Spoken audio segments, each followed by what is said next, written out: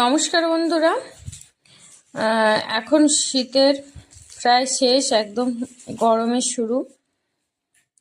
গ্রীষ্মকালীন ফুলগুলো আপনারা করতে নিশ্চয়ই স্টার্ট করে দিয়েছেন, কিন্তু আমার বাগানে এখনও বেশ কিছু শীতের ফুল গাছ আছে। তার মধ্যে এটা একটা, দেখতে অনেকটা ডেজি ফুলের মতো, কিন্তু নাম এখনও জানতে পারিনি। আর এই মাসে আপনারা সিড কালেক্ট করা একটা উপযুক্ত টাইম। এই সময় আপনারা শীতের গাছগুলো থেকে বীজ কালেক্ট করবেন। এটা আমার অ্যাস্টার গাছ ছিল, ফুলটা শুকিয়ে যেতে আপনারা কালেক্ট করবেন।